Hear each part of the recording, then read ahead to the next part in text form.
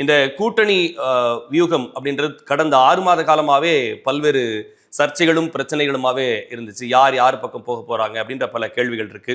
இன்னைக்கு நிலைமையில வலுவான கூட்டணியை எந்த கட்சி அமைத்திருக்கிறது? வலுவான கூட்டணி யார் ஜெயிப்பாங்க, யார் அடுத்த சிஎம், இதெல்லாம் மே 4ஆம் தேதி சொல்லுவோம். அதுக்கு முன்னாடி யாராலும் கணிக்க முடியாது. நேற்று இரவு தேமுதிக கூட்டணி உடைகிற நிலைமையில் இருந்தது. ஸ்கூப் நியூஸ் இது. நேற்று ராத்திரி அவங்க கேட்குற தொகுதிகளை திமுக தர மறுத்தவுடன் நாங்கள் எம்பி பதவியை நாங்கள் திரும்ப கொடுக்குறோம் என்று அந்த அளவுக்கு வார்த்தை உக்கிரமாக போய்விட்டது. அந்த லெவலில் இருக்குது. ஸோ இந்த நம்ம திமுக கூட்டணி பலமாக இருக்கிறது, அதிமுக கூட்டணிக்கு பிரச்சனை இல்லை, அவங்க டேக் ஆஃப் ஆகிட்டாங்கலாம் சொல்ல முடியாது. காரணம், மக்கள் என்ன முடிவு எடுத்துட்டாங்கன்னு தெரியாது. ஏன்னா ஒரு ஸ்பாய்லர் இருக்கார், அவர் எவ்வளோ வாங்குவார், ஒரு தொகுதியில் 10,000 20,000 தெரியாது. இப்படி இருக்கிற சூழலில் இந்த ஆட்சி தொடர வேண்டுமா வேண்டாமா, இல்லை புதிய ஆட்சி வரணுமா வேண்டாமா என்ற முடிவை மக்கள் தான் எடுக்க போகிறார்கள். கூட்டணி பலம் என்பது நம்ம 2011 பார்த்தீங்கன்னா திமுக, காங்கிரஸ், பாட்டாளி மக்கள் கட்சி, விடுதலை சிறுத்தை, இத்தனை கட்சிகள் இருந்தும் திமுக தோற்று போனது. அப்போது 2+2 4 இது தியரி நம்ம ஏற்றுக்கிறோம். சரி, மேத்தமெட்டிக்ஸு அலைன்ஸு எல்லாம் கரெக்டு. ஆனால் அப்போ 2011 என்ன பிரச்சனை இருந்தது? ஈழத்தமிழர் பிரச்சனை, 2G பிரச்சனை இருந்தது. ஆனால் அலைன்ஸ் கை கொடுக்கல. ஸோ இப்போ இந்த முறையும் நீங்கள் அலைன்ஸ் இவ்வளோ ஸ்ட்ராங்காக இருக்குன்னு நினச்சோம். நேற்று ராத்திரி தேமுதிக உடைந்து போகிற அளவுக்கு பிரச்சனை வெடிக்கும் என்று யாருமே எதிர்பார்த்திருக்க மாட்டார்கள். அப்போ என்ன அர்த்தம்? இன்னும் சீட் ஷேரிங் சரியாக முடியல, காங்கிரஸ் பிரச்சனை முடியல, தேமுதிக கேட்கிற பிறகு மாற்றம் வரும் அப்படின்னு சொல்றீங்க. மாற்றம் வருமா வராதான்றது கூட்டணியில். இதுக்கு மேலே எம்பி பதவி எங்கே பேசலாம், சவால் விடலாம், எங்கே திருப்பி கொடுக்க போகிறாங்க? திருப்பி கொடுத்தா எல்லாம் ஏற்றுக்க முடியுமா? பதவி ஏற்றுக்கிட்டார் அவர், அறிவித்து விட்டது. ராஜினாமா பண்ணலாம், ராஜ்யசபா வேற என்ன வரலாம், அது வேற விஷயம். ஆனால் குறைந்தபட்சம் ஒரு சுமூகமான ஒரு கூட்டணியாக திமுகவில் இல்லை இந்த நிலைமை வரை. இன்னும் அந்த நெருக்கடி இருந்துகிட்டே இருக்கு. இன்னும் ஒரு 2 மணி நேரம் 3 மணி நேரம் கழிச்சு பேச்சுவார்த்தை எப்படி போகும்? அநேகமாக அறிவிப்பு இன்னைக்கு வரும். ஒரு ஃபிளாஷ் நியூஸ் வந்தது, உண்மை அது இல்லை, 29ஆம் தேதி தள்ளி போகும். ஸோ இந்த திமுக பக்கம் இவ்வளோ ஸ்ட்ராங்காக இருந்தும் பிரச்சனை இருக்கிறது. அதிமுக பக்கம் இன்னைக்கு கன்னியாகுமரியில் எங்களுக்கு ஒரு தொகுதி கொடுத்ததே தப்புன்னு சொல்லி அதிமுக எதிராக பிரச்சனை, கிண்ணத்து கடவுள பாஜக பிரச்சனை, அப்புறம் தோற்கிற தொகுதிகளை எடப்பாடி எங்ககிட்ட தள்ளிட்டாருன்னு ஒரு பக்கம் பிரச்சனை. இன்னும் சொல்ல போனால் மாநில தலைவராக இருந்த அண்ணாமலைக்கு தொகுதியே இல்லை, போட்டியிட மாட்டார். ஸோ ஏகப்பட்ட பிரச்சனை 2 பக்கம் இருக்கு. ஸோ மக்கள் தான் முடிவெடுக்க போகிறார்கள். இதில் என்னன்னா, ஒரு இதுவரை வந்த கருத்து கணிப்பில் டிஎம்கேக்கு ஒரு அப்பர் ஹேண்ட். ஒரு பக்கம் பிளஸ்ஸா இருக்குதா? என்ன காரணம்னு நினைக்கிறீங்க சார்? டிஎம்கேக்கு பிளஸ்ஸா இருக்கிறதுக்கு இந்த தேர்தல் என்ன காரணம்? முக்கியமான காரணம் இல்லை, இதுவரை இருந்த அந்த அலைன்ஸ் பாண்டேஜ் தான்.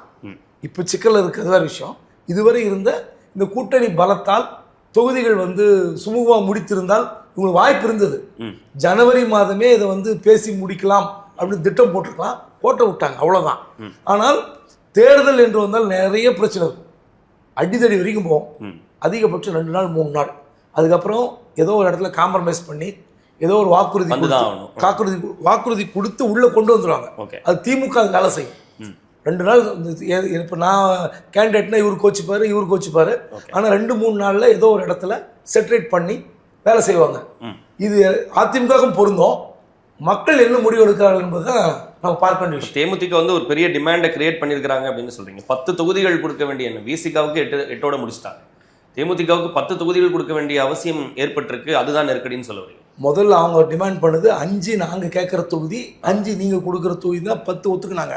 ஆனால் இன்னைக்கு 10 நாங்கள் கேட்குற தொகுதி கொடுங்க, அதுவும் திமுக வலிமையாக போட்டி போட வேண்டும் என்று குரல் கொடுக்கிற அந்த தொகுதி எங்களுக்கு வேணும்னா திமுக எப்படி விட்டு தரோம்? அதுலேயும் 2 தொகுதி விட்டு கொடுத்துருக்காங்க. நீங்கள் காலையில் அதுலேயும் 2 தொகுதி இறங்கி வந்துட்டாங்க. அதன் பிறகு அவங்க காம்ப்ரமைஸ் ஆக மாட்டாங்க. 3 தொகுதியை மாற்றிக்கொள்வதற்கு அவங்களுக்கு மனதில்லை. இந்த பிரச்சனை மேபி இன்னைக்கு தீர்க்கலாம், இன்னைக்கு நைட்டு தீர்க்கலாம், நாளைக்கு வரலாம். ஆனால் இது களத்தில் எப்படி எதிரொலிக்கும்னு தெரியாது. கூட்டணியே இல்லாமல் 2 பேர் களத்தில் இருக்கிறாங்களே, அவங்கள பற்றி அவங்களுடைய பார்வை யாருக்கு? நாம் தமிழரும் சரி, தாவேகா 25ஆம் தேதி வேட்பாளர் அறிவிப்பதாக 4 பாயிண்ட்ஸ் ஹோட்டல் மகாபலிபுரத்தில் புக் பண்ணாங்க. 2000 பேருக்கு சாப்பாடு புக் பண்ணி அட்வான்ஸ் பே பண்ணியிருந்தாங்க. எதுக்கு கேன்சல் பண்ணாங்க? யாருக்கா தெரியுமா? யாருக்கும் தெரியாது. சரி, கேண்டிடேட் இல்லைன்னு அர்த்தம். யதார்த்தம் அதுதான். 27ஆம் தேதி இன்னைக்கு அவ்வளவு கூட்டத்துல விஜய்க்கு கேண்டிடேட் இல்லையா? உண்மைதாங்க. இன்னைக்கு தாஜ் ஹோட்டல புக் பண்ணியிருக்காங்க. சரி. தாஜ் ஹோட்டல புக் பண்ணி கேண்டிடேட் அறிவிக்கிறேன்னு சொன்ன பிறகு ஆர்ஓ வந்து பர்மிஷன் தரலன்றாங்க. அதாவது கேண்டிடேட் நீங்க உங்க கட்சியிடத்தில் அறிவித்தால் பிரச்சனை கிடையாது, வெளியிடத்தில் அரசியல் நிகழ்வு நடத்தினால் அது அந்த கட்சியினுடைய செலவாக ஏற்றுக்கொள்ள வேண்டியிருக்கும். அதுக்கு நீங்க ப்ராப்பரா அப்ளை பண்ணலன்னு சொல்லி ஆர்ஓ கேன்சல் பண்ணிட்டு தான் சொல்றாங்க. அப்போ முதல் கட்ட பட்டியலை நீங்க அறிவிப்பதில் கூட இத்தனை குழப்பம். அதுக்கு என்ன சொல்றாங்க தாவைக்கல கேட்டீங்கன்னா, எங்க கிட்ட வந்து நாங்குநேரி நாராயணன் ஒரு கேண்டிடேட் வந்துட்டாரு, கட்சியில் சேர போறாரு. சீதா செல்லப்பாண்டியன் தூத்துக்குடியிருந்து வர போறாரு. நேற்று மாநில செயலாளர் காங்கிரஸ் வெளியே போன செல்வத்துக்கு மயிலாப்பூர் தொகுதி கொடுத்துருக்குறோம். இப்படி வெளியிலிருந்து சில அதிருப்தி வேட்பாளர்கள் எங்க கிட்ட வந்தாங்கன்னா இன்னும் சீட்டு கொடுக்க வேண்டியிருக்கும். இந்த குழப்பம்ன்றாங்க. எது உண்மை என்பது விஜய்க்கு மட்டும்தான் வெளிச்சம். அதனால அந்த கூட்டணி நம்ம வந்து உண்மையிலே கேண்டிடேட் கிடையாது. 234 தொகுதிகளுக்கும் வேட்பாளர் அறிவிக்கிற தைரியம் இருந்தால் என்னைக்கு அறிவிச்சிருப்பார். புரியுதுங்களா? நாம் தமிழர் வந்து அவர் ஏற்கனவே அறிவிச்சிட்டாரு.